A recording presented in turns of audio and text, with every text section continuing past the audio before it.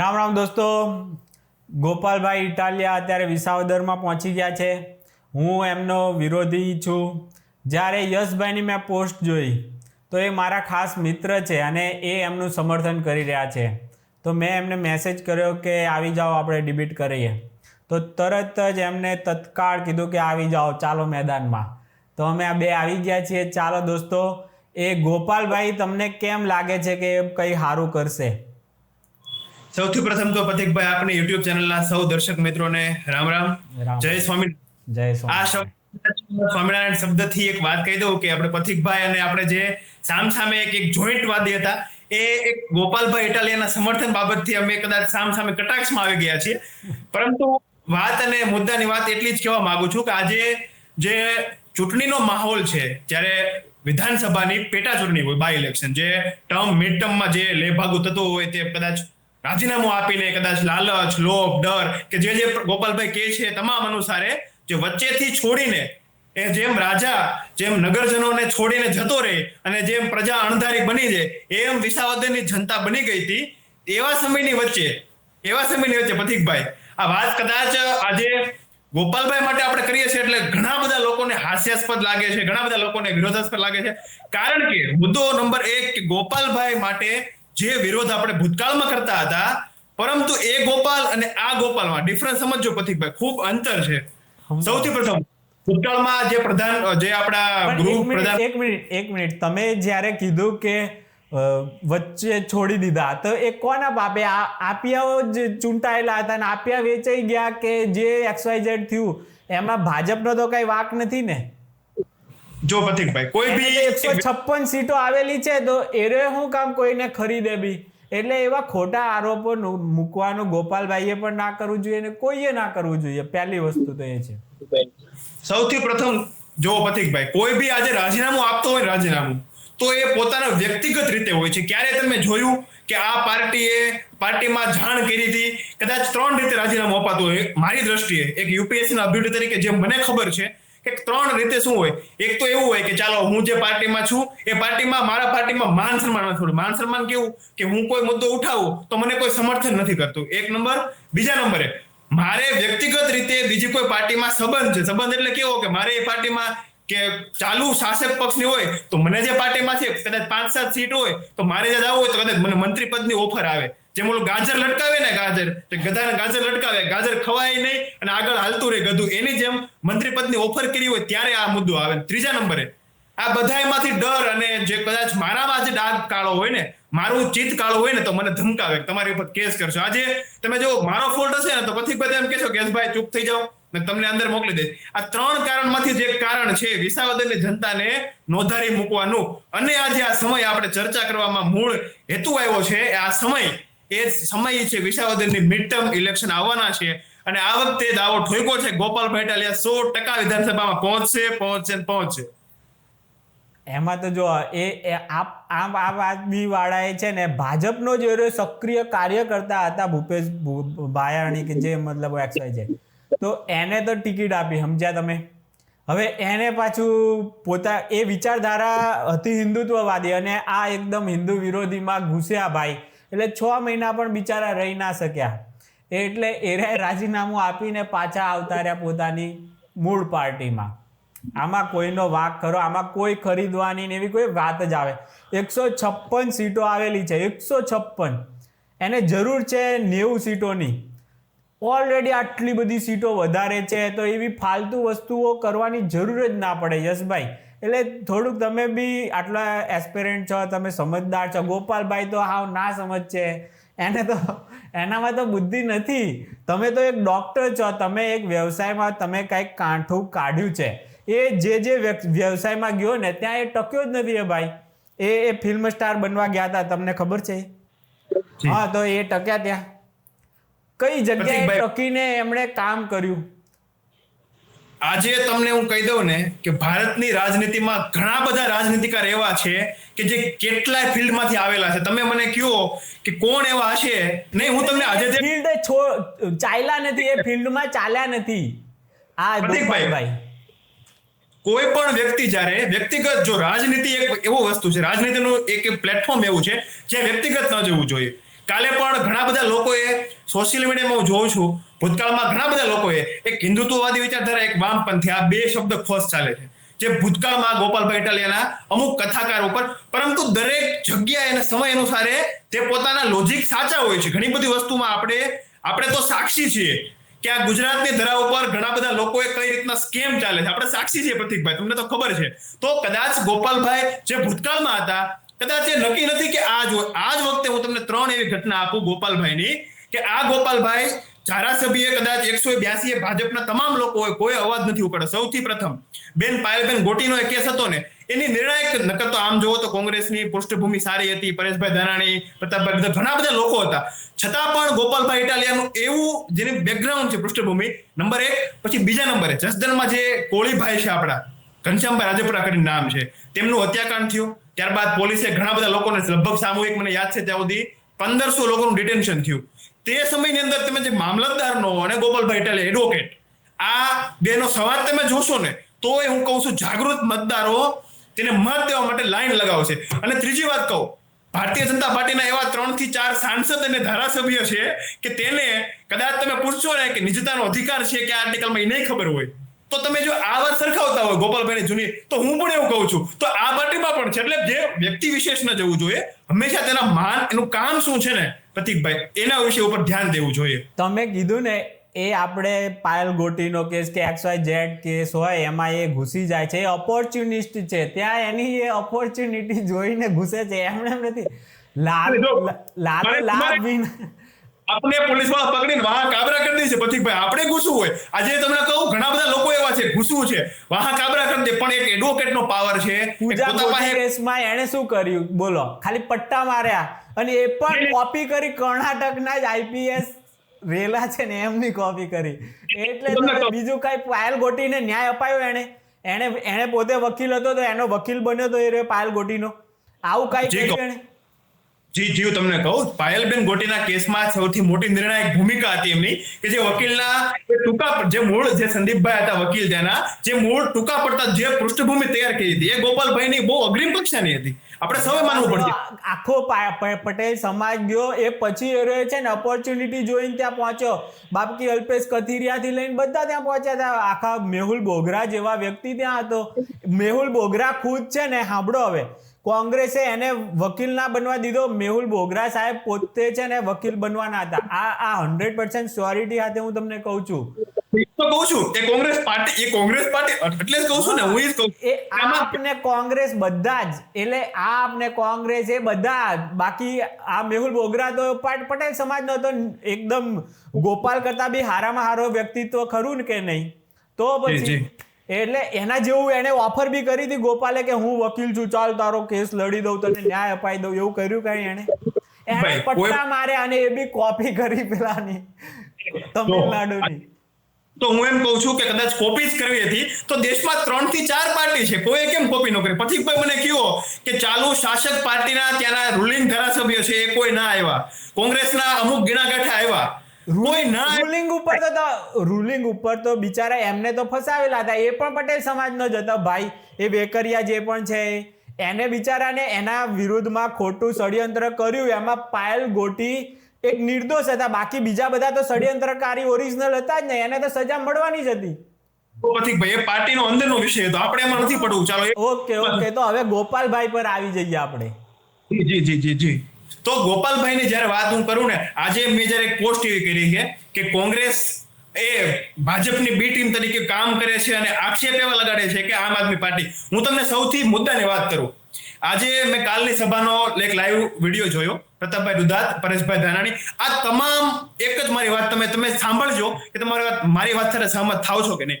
આજે તમે પ્રતિકભાઈ, હું તમને એમ કહું કે તમે આજે તમને એક ચૂંટણી લડવાનો મોકો મળે છે, ચાલો સુરતની વિધાનસભાની કોઈ બી, તો તમે કોના વિરુદ્ધ લડશો?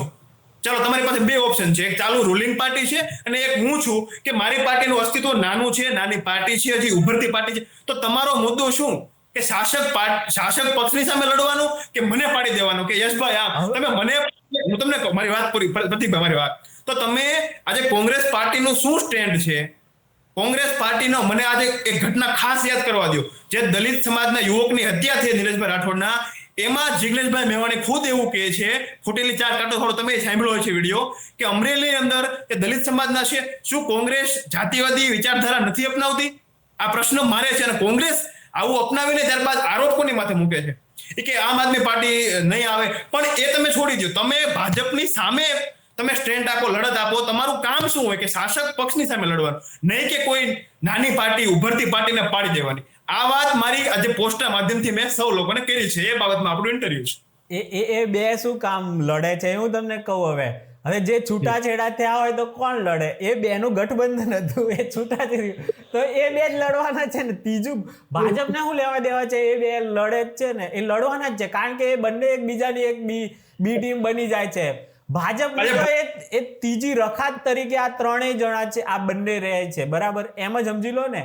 અને કોઈ બી હોય મુદ્દો, એમાં તમે મને પહેલા પૂછ્યું કે તમે શું કરો, મારી સામે લડો કે રૂલિંગ પાર્ટી સામે લડો? તો હું જવાબ આપું કે હું છે ને કોઈની સામે લડું નહીં. મારું કામ છે રચનાત્મક કરવાનું, સમાજમાં કંઈક મારે કામ કરવાનું છે. કોઈની સાથે લડાઈ ઝઘડામાં પડવા મારે આ જવાનું જ નથી. હું એવા જ મુદ્દા લઉં કે ભાઈ તમારું આ કામ કરીશ. હવે એ તમારું કામ પેલો કરી આપે તો હું કહીશ કે તમે એને જ વોટ આપો. અને તમને એમ લાગતું હોય કે મારે, હું લડવા માટે નથી અહીંયા ચૂંટણી લડવાનો. બોલો દોસ્તો, લડવાનું આવા બધા ધંધા, આ એક આખી છે ને આપણે છે ને સિસ્ટમ બદલવાની બહુ જરૂર છે કે આપણે લડવાનું નથી. આપણે બધાએ વિધાનસભામાં બધાએ ભેગા મળીને જ કામ કરવાનું છે. તો આપણી વાણી વર્તન એવું હોવું જોઈએ કે આપણે કાલે એની પાસે કામ કરાવવા જઈએ વિસાવદરનું, તો પેલાને આપણી 36નો આંકડો ના થઈ જાય. સમજ્યા? તમારે આ વસ્તુ હોવી જોઈએ કે નહીં? વિવેક હોવો જોઈએ કે નહીં બોલવામાં? એ કહો. વિવેકની વાતની જયારે કરતા હોય ત્યારે હું એમ કહું, વિશ્વની સૌથી મોટી પાર્ટી ભારતીય જનતા પાર્ટી. તમે માનો છો ને? તમે માનો છો મોટી પાર્ટી? માનીએ છીએ. કે કોઈ નહીં. મને વ્યક્તિગત રીતે ગોપાલ પટેલ પસંદ છે, એની લડાઈ સ્કિલ, એના માટે આજે આપણે પ્રસ્તુત થયા છે. તો હું તમને એમ કહું છું, તમે વિવેકની જ વાત કરતા હોય તો મધ્યપ્રદેશના તમે વિડીયો જોયો હશે, એક સભ્ય સમાજને લાંછિત કરતો જે ધાકડ કરીને છે, જે જ્યાંના કદાચ વિધાયક છે, એનો વિડીયો તો આપ સૌએ જોયો છે અને કેટલું મોટું હાહાકાર મચ્યો છે. તો આ વાતને, એટલે હું એ જ કહું છું કે વિવેક અને વાણીની વાત તો આ બંને, જો વિવેક અને વાણીની વાત સિવાય મુદ્દાની વાત, આજે હું તમને એમ કહું, તમે એવું કીધું કે હું લડું નહીં, પરંતુ મારે આજે કંઈક રચનાત્મક કામ કરવું છે. પરંતુ શાસક પક્ષ તરફની જે આજે નોર્થ કોરિયા, ચાઇના, ત્યાં તમને ખબર છે સામ્યવાદી વિચારધારા વાળા છે, કે તાનાશાહ, કે ભાઈ અમારી સામે કોઈ નહીં. અને ચાઇનામાં તો એવું છે, જ્યાં સુધી મને ખબર છે ત્યાં સુધી, કે મારી પાર્ટી હોય બે, કે હું આને કહું લડાવ, એમાં જીતે ને એ જ આવે. તો આ ભારત દેશ એવું નથી. ભારતમાં જે બહુ રચનાત્મક છે, આપણે લોકશાહી છે, કમ્પ્લીટ. ભારત પાછળ છે કારણ કે આપણે લડીએ છીએ. આપણે લડવાનું નથી. આપણે બધા એક જ પાર્ટી છે. આપણે એક જ દેશ માટે, આપણે વિસાવદર માટે જ કામ કરવાનું છે. હવે એ ભાજપ વાળો કરી જાય તો આપણે કે સારું, ચાલો એને મોકો મળ્યો. આ તો તમે છે ને દુશ્મન, તમે છે ને, તમે તો આ સુરત થી પહોંચી ગયા છે વિસાવદર, હારશે એટલે પાછો આવી જશે સુરત. પણ ત્યાં જે કજિયા કરાવી દીધા વિસાવદરની જનતાની અંદરો અંદર, એ તો એ લોકો જ ભોગવવાના છે ને. એટલે વાણી વર્તન સારા રાખી અને કામ કરવું જોઈએ. અને ગોપાલનું છે ને વાણી વર્તન ખરાબ છે. હિન્દુઓ વિરુદ્ધ પણ આગળ એ બફાટ કરતો હતો, હવે એ ભાજપ વિરોધ કરે છે, એટલે એને ટાઈમ નથી મળતો હિન્દુઓના વિરોધમાં. અને તમે કીધું અહીંયા ગયો, અહીંયા આ મુદ્દો ઉઠાયો. એણે પાલનપુરમાં એક દલિત વ્યક્તિ ઉપર, આખું વરઘોડા ઉપર એ લોકો ઉપર અત્યાચાર થયો હતો, એ મુસ્લિમ કોમ્યુનિટીને કરેલો હતો. તો એના માટે કેમ ગોપાલે અવાજ ના ઉઠાયો? દલિતોનો બહુ મોટો મસીહા થવું હોય છે જિગ્નેશભાઈને ને ગોપાલને ને આ બધાને, જે વામપંથી છે, આ બધા વિચારધારાવાળા એને. તો પછી એ મુસ્લિમ હતો એટલે ચૂપ રહી જાય છે. તમે છે ને, આપણે હિન્દુ છીએ, આપણે હિન્દુ મુસ્લિમનો ક્યારેક કંઈક પણ પ્રોબ્લેમ આવવાનો છે, તો એમાં આ ગોપાલ તમારી સાથે નહીં ઊભો રહે, હિન્દુઓની સાથે નહીં ઊભો રહે, એ ઊભો રહેશે મુસ્લિમો સાથે. મને પ્રોબ્લેમ એ જ છે, એરો એમ કહેતો હોય કે હા ગમે તે હોય હું હિન્દુઓની સાથે ઊભો રહે, તો મારે એની સાથે કોઈ પ્રોબ્લેમ જ નથી. કોઈને ના હોય, પછી તો કોઈ હિન્દુને ના હોય, પણ આયરોએ પછી આપણી સાથે ક્યારે ઊભો? તમારા પ્રશ્નમાં એ તમારી સાથે નહીં ઊભો રહે. પાટીદાર અને દલિત વચ્ચે પ્રોબ્લેમ હશે તો એ પાટીદાર સાથે નહીં ઊભો રહે. આ એના સ્ટેન્ડ તમે ક્લિયર કરાવી દો એટલે ખબર પડી જાય કે હા ભાઈ, એ પટેલ પહેલા છે કે દલિત પહેલા છે કે હું છે પહેલા, કે વિચારધારાનો ગુલામ છે. આ દેશની અંદર આપણું ભારતનું સંવિધાન એવું કહે છે, સંવિધાન ઘણું બધું કહે છે, એ બધું છે ને ડીકોડ છે ને, જે કરી શકે ને એ જ કરી શકે છે. સામાન્ય માણસને ખબર જ નથી હું કહે છે ને હું નહીં. એટલા જ માટે આપણે આજે ચર્ચાનું આ કેન્દ્ર બન્યું છે. હું તમને એમ કહું પથિકભાઈ કે તમે જે કીધું ને કે ભાઈ ચાલો હિન્દુવાદી વિચારધારા, હું એમ કહું છું કે શાસક પક્ષ છે એની પાસે ઘણા બધા મુદ્દા છે, તો કેમ ગોપાલ ઇટાલિયાનો લૂઝ પોઈન્ટ માત્ર ને માત્ર ભૂતકાળનું બેકગ્રાઉન્ડ એવું નથી લેતું? કેમ વિસાવદરની આસપાસના ગીરના ખેડૂતોનો ઇકો સેન્સિટિવ ઝોનનો જે મુદ્દો હતો એમાં કેમ શાસક પક્ષ ના આવ્યું? કેમ અવૈધ રૂપથી જે માપણી થઈ અને ખેડૂતોની જમીન હડપી લેવાની વાત છે? આવા લોટસો પ્રકારના મુદ્દા ખેડૂતોના છે. આજે હું તમને એમ કહું પથિકભાઈ, આજ સાંભળજો, ખેડૂતના દીકરા તરીકે તમે છો ને હું છું, 1500 રૂપિયા ભાવ જે 2015 માનનીય આપણા પ્રધાનમંત્રી નરેન્દ્ર મોદી સાહેબ કહેતા હતા વખતે, આજે ખેડૂતનો દીકરો છું, આપણે કપાસ હોતા બંધ થઈ ગયા પથિકભાઈ. આજે મને ખબર પડે કે 2015 જે 1500 રૂપિયા કપાસનો ભાવ હતો ને, આજે 2025 1500 રૂપિયા જ છે. એમાં તમે મજૂરીના ગણો, ખર્ચાના ગણો, બિયારણના ગણો, બધી જગ્યાએ કૌભાંડો. તો આજે સામાન્ય માણસ શું જાય? સામાન્ય માણસ હંમેશા જે નદી બી હોય, નદી ગંગા નદી હતી ભૂતકાળમાં બહુ સ્થિર હતી, ઉપરથી જયારે હિમાલયમાંથી આવતી તો સ્થિર, ધીમે ધીમે સમય ગયો ને પોળી પડતી ગઈ. તો આજે પણ આપણે જે વખતે ભારતીય જનતા પાર્ટી જે શાસક પક્ષ તરીકે બનાવીને લાવ્યા, ત્યારે આપણે મજબૂતી, એક આશા હતી, એક હોપ હતી કે આ પાર્ટી આપણી છે, કંઈક કરશે, ખેડૂતોની છે, પટેલોની છે, આની છે, તમામ લોકોની છે, નાગરિકોની છે, સુરક્ષા.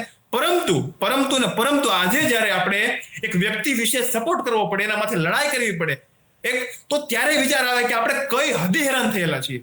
આજે તમે બેરોજગારીનો શું આંકડા છે? તો સામાન્ય રીતે શાસક પક્ષને પ્રશ્ન પૂછવાના જ હોય, શાસક પક્ષથી વિરોધમાં જવાનો. કોંગ્રેસની મારી એક એવો ગણગમો છે કે કોંગ્રેસ શાસક પક્ષની સામે લડાઈ કરવાને બદલે જે એક નિર્દોષ, એક એવા ઉમેદવાર કે પોતાની મહેનતે લડે છે, ખેડૂત માટે અવાજ ઉપાડે છે. આજે ઇકો સેન્સિટિવ ઝોનની તમે પથિકભાઈ વાત સાંભળી હશે. કોંગ્રેસનો એવો કયો નેતા હતો જે લડવા આવ્યો? ભાજપના એવા ક્યાં નેતા હતા લડવા આવ્યો? માત્ર ને માત્ર આમ આદમી પાર્ટીની વ્યક્તિ વિશેષ પ્રવીણભાઈ રામ, રાજુભાઈ કરપડા અને આ ગોપાલભાઈ ઇટાલિયા, આ લોકોએ લડ્યા. ત્યારે આજે જેના ઉમેદવાર આજે જાહેર થયા, કિરીટભાઈ પટેલ, એને એવું જાહેર કર્યું કે મૃદુ અને મક્કમ મુખ્યમંત્રી ભૂપેન્દ્ર પટેલે 18 ગામડાને ઇકો સેન્સિટિવ ઝોનમાંથી દૂર કર્યા. તો આ લડત જે આજે પરિણામ તરફ આવી, તો શરૂ કોણે કરી? આમ આદમી પાર્ટી અને ગોપાલભાઈ ઇટાલિયાએ. આ વાત મારે આજે એક તમારી માધ્યમથી બી આપું છું અને હું બી પોસ્ટ કરી છે ઇન્સ્ટાગ્રામના અને એટલે કામ કોણ કરી શકવાનું છે? તો પછી તમે એ બી કહી દો કે કામ તો બીજેપી જ કરી શકવાની છે. ગોપાલભાઈ ફાંકા મારી શકે છે કે પ્રશ્ન આપી શકે છે, સારી વાત છે. એમણે પ્રશ્ન ઉપાડ્યો તો સોલ્યુશન કોણ કરી શક્યું? બીજેપી કરી શકી, એરિયો તો કરી જ નથી શક્યો ને. સોલ્યુશન કોણ લાવી શકે એમ છે એ કહો તમે. ચાલો, બીજેપી સિવાય લાવી શકે એમ છે? એક સંવિધાનની અંદર એક બહુ સરસ કોડ છે કે ભારતની અંદર એક પક્ષને તમે જ્યારે મજબૂત બનાવશો ને, તો તાનાશાહના તમે એક કિનારે ઊભા છો. હું તમને એમ કહું, તાનાશાહની જરૂર છે, જરૂર જ તાનાશાહની છે. આ બ્યુરોક્રેટ આખું સંભાળે છે, નેતાઓ કોઈ કશું સંભાળતા નથી. એટલે તાનાશાહી એકવાર લાવી દે ને 15-20 વર્ષ માટે, તો કમસે કમ એને જે કરવું છે એ કરવા દે. એટલે એક પાર્ટી ભાજપ સિવાય આવતા 20 વર્ષ સુધી કોઈ બીજા વોટ અપાય જ નહીં. મારી આ માન્યતા છે. હવે પછી વાયોલેશન ઓફ કોન્સ્ટિટ્યુશન થયું. હું તમને એમ કહી દઉં, જે આપણે ભૂતકાળની અંદર ઘણા બધા એવા લોસ છે, સુપ્રીમ કોર્ટે રોક લગાવી છે. એમ આ વિકૃત વિચારધારા વાળો છે, એ આવશે તો શું કરશે? આ સાંભળો, એક જ મિનિટ. હવે દિલ્હીમાં આ લોકોએ શું કર્યું ખબર છે? ગલીએ ગલીએ છે ને દારૂની દુકાનો માટે છૂટ આપી દીધી. તો દારૂડિયા વધી ગયા, ત્યાં કામ કરવા વાળા લોકો મળતા નતા. એ દુકાન વાળાઓના તમે વિડીયો જુઓ, ત્યાં છે ને સફાઈ કામદારોને સાંભળો મળતો. પ્રતિકભાઈ, ગુજરાતમાં દારૂ, હું તમને પૂછું, દારૂ ક્યાં નથી મળતો? તમને ખબર હશે. દારૂબંધી શું કામ છે એ તમને ખબર છે? દારૂબંધીનો હેતુ છે ગરીબ પાસે દારૂ ના પહોંચવો જોઈએ. અત્યારે દારૂબંધી છે ને તો ગરીબ ઓછા મરે છે. ભલે ને રૂપિયા વાળો ભલે ખતમ થઈ જતો, એ ભલે પીતો, પણ એને મોંઘો મળે. જવાબદાર કોણ? શું 29 જણા લઠ્ઠાકાંડની અંદર ભાવનગરના, એટલે ખબર પડે ને કે આવું આ બી ના પીવાય. એ કમસે કમ એ દેશી બંધ છે ને. હવે પછી લઠ્ઠાકાંડ ક્યારે થયો? એ છેલ્લે કેટલા વર્ષ થઈ ગયા? આજે આપણે કદાચ આ વિડીયોના માધ્યમથી ચર્ચા કરીએ છીએ, પરંતુ રાજ્ય, એક જ મિનિટ, દારૂબંધી થઈ ને બિહારમાં, રાજ્ય અને રાજ્ય સરકાર જવાબદાર છે. તમારા જીવની સુરક્ષા, કોઈ પણ નાગરિકની સુરક્ષા એ રાજ્યની એક ફરજ છે. એ ભૂલી જાય છે સરકાર. આજે દારૂબંધીની જરૂર છે કે નહીં? તમે હા કે નામાં જવાબ આપો ખાલી. એટલી રિસ્ટ્રિક્ટેડ હોવી જોઈએ. હા, તો એ દારૂબંધીનો મતલબ જ એ છે કે ગરીબ પાસે ના પહોંચે. હવે ગરીબ 3000 રૂપિયાની બોટલ એને પોસાવાની છે. મને લઠ્ઠાકાંડ થયો એ વર્ષો થઈ ગયા. હવે અત્યારે તમે કીધું ને, તમે સાલ કહો, લઠ્ઠાકાંડની સાલ કહો તમે મને, ક્યારે થયો તો છેલ્લે? 3 વર્ષ પહેલા એપ્રોક્સ. કેટલા? આજથી 3 વર્ષ પહેલા 2022 ના આસપાસ. ક્યાં? ગુજરાતમાં? ગુજરાતની અંદર ના બહુ વર્ષો થઈ ગયા. અમદાવાદમાં થયેલો હતો, એ પછી થયો નથી. 29 જણા તમે સર્ચ કરજો પ્રતિકભાઈ, મારી પાસે તો છે. ઓકે, હું તમને જોઈ લઈશ. પણ 29 એ પણ ના આવું થાય એટલે ખબર પડે કે દેશી દારૂ પીવાય નહીં, એટલી ખબર પડી જવી જોઈએ. જાતે બનાવે છે. જવાબદારી કોની છે? આજે હું એક ઠેકો ચલાવતો, આટલી 6 કરોડ જનતા છે, કોઈ એક માણસ ઉપર તમે જવાબદારી ઠોકી દેશો? ખાલી પોલીસ ઉપર જવાબદારી ઠોકી દેશો? આપણે આવી વાત કરી રીતે શકીએ? આપણે તો એમને મોકલા છે.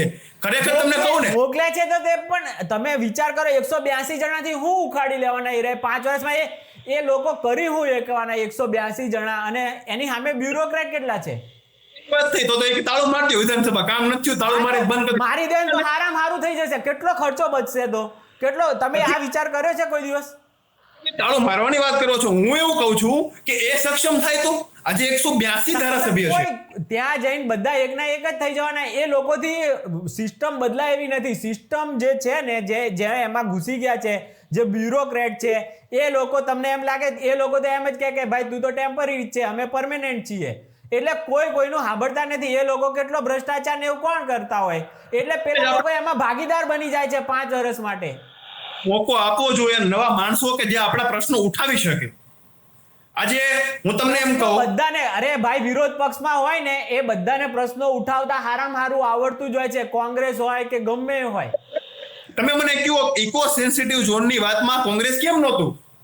દલિત સમાજની જે હત્યા થઈ નિલેશભાઈ રાઠોડની, તો કોંગ્રેસના કેમ બધા? એક મિનિટ, ડીએપીમાં કેમ નતું? ડીએપી ના સવાલ આ ગોપાલભાઈએ મામલતદાર કચેરીમાં પૂછ્યા હતા એક, બરાબર, કે આ ડીએપી કેમ નથી મળતું, આમ કે. તો મેં ગૂગલ કર્યું તો મને બધા જવાબ મળી ગયા કે ડીએપી શા માટે આધાર કાર્ડ માગે છે, શા માટે શોર્ટેજ હોય છે, બધા જવાબ મળી ગયા. અને તમે એ જવાબ સાંભળશો ને તો તમે કહેશો કે આ સિસ્ટમ જે અત્યારે છે ને એ બરાબર છે, શોર્ટેજ છે ને એ બી બરાબર છે, તમે એમ કહેશો. તમે એમ તો ન્યાય મળવાનો. આજે કોઈ છરી મારી દે તો ગૂગલ ફાંસી મળશે, પણ એવું નહીં. વિધિ દ્વારા શાસન છે, પ્રોસિજર એસ્ટાબ્લિશ બાય લો. ભારત છે ને, ભારત પ્રતિકભાઈ. ગરીબ સાંભળો, હવે ગરીબને પ્રોત્સાહન આપો ને એ જ ખોટી વિચારધારા છે. ગરીબ તો હવે ગમે તે ઇલીગલ ઝૂંપડા બાંધી નાખે છે. તમે એનો પક્ષ લો કે આને ન્યાય આપો, એ ખોટું છે. એ ખોટા વસ્તુને પ્રોત્સાહન જ ના હોય.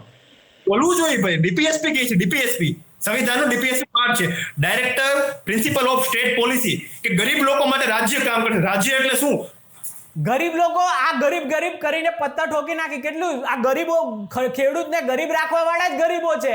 ખેડૂતને ભાવ શું કામ નથી મળતો? તમે એ ચેનલ આખી જોઈ છે કે ગરીબનું આ લોકો સસ્તા ભાવે લઈ જાય છે એટલે ખેડૂતને ભાવ નથી મળતો, ગરીબને મફત આપવા માટે. તો તમે ડીએપીમાં સંગ્રહખોરી, ડુંગળીમાં સંગ્રહખોરી, બટેકામાં સંગ્રહખોરી, અને સંગ્રહખોરી કોણ થાય છે તમને ખબર છે? જે તે નજીકના ગરીબોને સસ્તા દરે અનાજ આપવું આ યોગ્ય લાગે છે તમને? ગરીબ ખેડૂતને તે ભાવ નથી મળતો ને એનું રોવાનું, તમારે રોવાય જ નહીં. તમારે પછી ખેડૂતને ભાવ નથી મળતો એનું કારણ જ છે સસ્તા દરે આ લોકો આપે છે.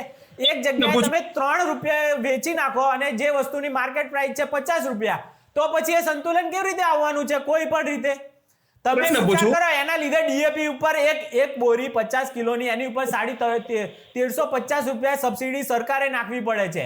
આ બધું શું કામ કરવું પડે છે? કારણ કે સરકાર પછી મફતના ભાવે ખેડૂત પાસેથી ખરીદવું હોય છે, એટલે એ કે અમે સબસિડી આપીએ એટલે આ ભાવે જ ખરીદશું. તો તમે કોઈ પણ રીતે તમે છે ને ખેડૂતના તમે મોટા જે ગરીબોનું જે તમે રોવો છો ને, આ બધા તમે ખેડૂતોના દુશ્મન છો. તમે ખેડૂત પુત્ર તરીકે કહેવાનો તમને હક જ નથી. તમને ખબર જ નથી કોના કારણે ખેડૂતને ભાવ નથી મળતા. હું તમને સમજાવું. આ દેશમાં કોઈ નેતા, કોઈ મુખ્યમંત્રી, કોઈ પ્રધાનમંત્રી ખેડૂતથી મોટો છે જ નહીં. ખેડૂત તો શું, નાગરિકથી મોટો નથી. હું તમને એક વસ્તુ સમજાવું. એ કોઈની રહેમ કે દુઆના કારણે ભાવ નથી વધતા. હું તમને એમ કહું છું કે આજે એક રેવણનું કાપડ તમે પહેરતા 2015 ની અંદર 800 ભાવ હતો, મને ખબર છે ત્યાં સુધી. આજે એનો ભાવ 1800 થઈ ગયો છે. તો એની જે સેકન્ડરી પ્રોડક્ટ છે કપાસની કે કોઈ પણ પાકની, એનો ભાવ ખૂબ હશે. જ્યારે દેશના ખેડૂતને શું કામ? આજે દેશના ઘણા બધા ખેડૂતને સિંચાઈના પ્રશ્ન છે. સિંચાઈના ખેડૂતના પાણી મળવાને બદલે ઉદ્યોગપતિને પાણી આપવાનું કામ આ શાસક પક્ષની સરકારે કર્યું છે.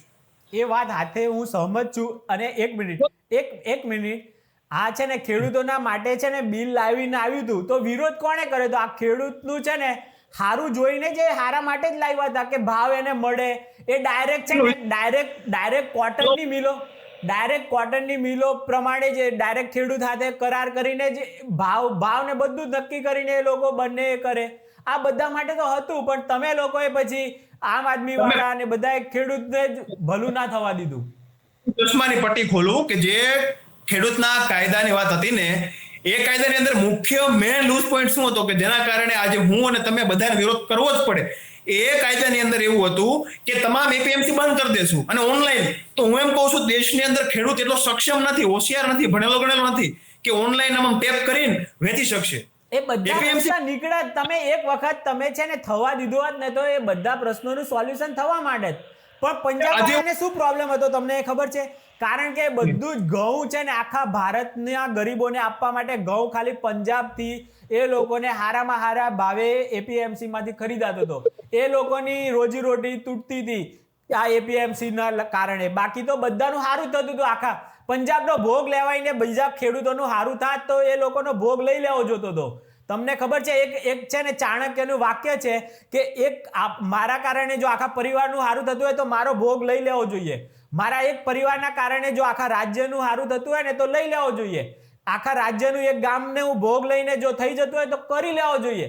આ બધી તમે છે ને તમે એમ કે ના ગરીબોને સોય પણ નહીં એ કરવાની ને તમે તો એવું કહો કે ઓપરેશન કરો પણ મને ચીરો નહીં લગાડવાનો. આવી બધી રીતે આ છે ને તમને છે ને જમીની હકીકત વગરના હોવ છો. તમે ભણ્યા છો થોડુંક આ બધું તમને ખબર જ નથી. જમીન ઉપર તમે ખુદ કામ કરવા જશો ને તો ગરીબ પાસે કેવી રીતે 600 રૂપિયામાં એ આપીએ છે દાળી આપે છે ને તો કેટલું કામ કરીને આપે છે એ તમે ખાલી જોજો. તમે એક ઘર ખાલી બનાવજો, તમને ગરીબો ઉપરથી આખો મોહભંગ થઈ જશે કે આ લોકો શું કામ કરે છે. હું એમ કહું છું કે આપણે આટલી બધી રાડો પાડીએ છીએ કે ચાલો ગરીબને તમને એટલું બધું લોહી ઉકાળીને બોલવું પડે છે. હું એમ કહું છું કે રાજ્યના થતા તમામ કૌભાંડો બંધ કરી દે તો કૌભાંડ તો ગરીબ માણસોને જરૂર પરિસ્થિતિની વાતો ખાલી કરો છો. એ આદર્શ પરિસ્થિતિ શક્ય જ નથી. ભ્રષ્ટાચાર પણ અમુક રીતે હારો બી છે. બધી રીતે તમે છે ને આદર્શ પરિસ્થિતિ જો હોવી જોઈએ. આવો તમે છે ને એક છે ને ખોટો હઠાગ્રહ કરો ને એ ખોટું છે. યશભાઈ તમે થોડાક મેચ્યોર થશો ને એટલે ખબર પડશે કે ના બધી રીતનું બેલેન્સિંગ બધું જરૂર છે. ભ્રષ્ટાચાર બી એની રીતે જરૂર છે, પછી ગરીબોનું છે ને ના થવું એ બી સારું છે. બધું જ સામાન્ય માણસોને શું કામ કે તમે રાજનેતાના રિપ્રેઝેન્ટેટિવ ઓફ પીપલ એક્ટ અનુસાર આરપી એક્ટ એક્સર અનુસાર કે કોઈનો ગુનાહિત ઇતિહાસ હોય તો ટિકિટ નો મળી શકે. આ 150 મળે તો ગોપાલભાઈને 22 છે કેસ ભાઈ નહીં મળે. હું એમ કહું છું કે ભારત દેશના તમામ જે તમે અત્યારે વાત નથી ગોપાલભાઈ સાથે હું ગોપાલભાઈ વ્યક્તિ વિશેષ માનું છું, કોઈ પાર્ટી પણ જયારે હું વાત એમ કરું છું પથિકભાઈ આપણે અંત ઉપર વાત એવી આવીએ કે આજે આપણે ગોપાલભાઈને સપોર્ટ શા માટે કરવો જોઈએ. તો હું સૌથી પ્રથમ ઉપાડે તો ખેડૂતનો એવો મુદ્દો કે જે મુદ્દા ઉપર શાસક પક્ષ કે એકચ્યુઅલમાં વિરોધ પક્ષ છે એટલે કોંગ્રેસ પાર્ટી આ કોઈ આવ્યું નથી. ગીરના ગામડે અંદર તમે જોઈ લેશો ને એક સિંહ ભૂલથી માંદું થઈને મરી જશે ને સિંહનું બચ્ચું, છતાંય ખેડૂત હેરાન થાય છે. આ લડત એના માટે છે. લડત શેના માટે છે? લડત આજે પોલીસ તમારા અવૈધ રૂપથી તમને પકડી લેશે એના વિરુદ્ધ તમારા ઉપર શાસક પક્ષ કે એકચ્યુઅલમાં વિરોધ પક્ષે કોઈ નહીં આવે. આવશે તો માત્ર ને માત્ર ગોપાલભાઈ ઇટાલિયા કે રાજુ કરપડા કે પ્રવીણ રામ. માટે આજે આપણે આમ આદમી પાર્ટી નહીં ગોપાલભાઈ ઇટાલિયાનું નામ લઈને મત ઠોકવા છે જીતશે. આવું મારું માનવું છે. કઈ નહીં યશભાઈ, આપણે ઘણું સારી એવી ડિબેટ કરી. આપણે ગોપાલભાઈ જીતે કે કોઈ બી જીતે મેઇન શું છે કામ ત્યાંના લોકોના થવા જોઈએ. મેઇન એ જ છે બધાની ઈચ્છા. તો એ જેટલું જ પથિકભાઈ એટલું જ કહું કે જેટલી આલોચના થાય વિરોધ પર અને અંતે જે શાસક ચૂંટાશે ને એ પછી ભારતીય જનતા પાર્ટી હોય, ભારતીય રાષ્ટ્રીય કોંગ્રેસ હોય કે આમ આદમી પાર્ટી કે પછી શંકરસિંહ વાઘેલાની પાર્ટી, તો આ માણસ આટલા વિરોધની વચ્ચે એટલે માણસ આજે તમે એટલું માનશો કે માણસ વિચારવા મજબૂર બની ગયો. આજે તમે ચર્ચા કરો છો ને તો જાગૃતિનું પરિણામ છે. આજથી 20 વર્ષ પહેલા ચર્ચા નહોતી થતી. મત ઠોકી દેવાના, આને દઈ દેવાના. આખું ગામમાં એક મુખિયા હોય આવે કે આને મત દેવાના છે. હવે એવું નથી. ત્યારે સોશિયલ મીડિયા નતું અને ઉપરથી એ સિસ્ટમ સારી હતી એવું કહેશે લોકો. તો નહીં સિસ્ટમ તો આ સારી છે. આજે તમે કોઈના વિશે તમારા ફ્રી વિચાર રાખી શકો છો પથિકભાઈ. રાખીએ છીએ પછી એફઆઈઆર ઠોકે છે અમારી ઉપર. તમને ખબર નથી એટલું બી હેલું નથી તમે જેટલું સમજો. એ ગોપાલભાઈની ઉપર બી છે ઘણા બધા કેસ. એવી રીતે બધા ઉપર હોય છે. પણ એ બધું જ આલ્ટરનેટિવ શું છે કે બધું જ લોકશાહી છે. જેને જે ખોટું સાચું જે બી સારું હશે, અને માણસ તો છે ને કુદરતનો ઉપરવાળા છે ને એનો જ મળી જ જવાનો છે જે ખોટું કરશે. અને કોંગ્રેસ પાર્ટીના શું હાલ છે અત્યારે ખબર જ છે ને. જો એ રસ્તે ભાજપ હશે તો એને બી એ જ મળવાનું છે. અને જો અત્યારે આમ આદમીમાં દિલ્હી 10 વર્ષ શાસન કર્યું, જોઈ લો અત્યારે કરોડોના તો સંડાસ બનાવ્યા હતા, તમને ખબર છે ને. તો અત્યારે ભોગવે છે. સત્તા ક્યારેય ફિક્સ નથી, પરમેનન્ટ નથી. સત્તા ટેમ્પરરી હોવી જોઈએ, પરંતુ મનમાં તમારી અંદર જ્યારે ટેમ્પરરી નહીં પણ પરમેનન્ટ લેવાની ખેવના આવવા મળે ને ત્યારે અત્યાચાર, ભ્રષ્ટાચાર, ગુના બધું સર્જાય છે. આને અટકાવવા માટે અમે એવું કહીએ છીએ કે વિસાવદરની ખેડૂત લોકો તમારા યુટ્યુબના ચેનલના માધ્યમથી હું તો કહું 5, 10 કે 15 મત વધે ને એના તરફનું કામ કરવાનું છે. ખેડૂત લોકો જો બચવું હશે, અવાજ ઉપાડવો છે, તો ગોપાલભાઈ એટલે જરૂરી છે. મત ઠોકજો, ઠોકજો અને ઠોકજો. ખેડૂતોને છે ને ગરીબોના હિતેચ્છુથી દૂર રહેતા શીખી જશે ને ખેડૂત, તો તરત જ એનું સારું થવાનું છે. આ મારી વિચારધારા છે ને હું એને તમારી આની ઉપર તો ભાવ ઉપર સ્પેશિયલ આપણે છે ને તમે થોડું રિસર્ચ કરીને આવજો, હું બી રિસર્ચ કરીને ભાવ કેમ નથી મળતા ને એની ઉપર આપણે કરશું. બરાબર? ઓકે, ચાલો. રામ રામ દોસ્તો. ચાલો રામ રામ. ચાલો પ્રતિકભાઈ. નારાયણ.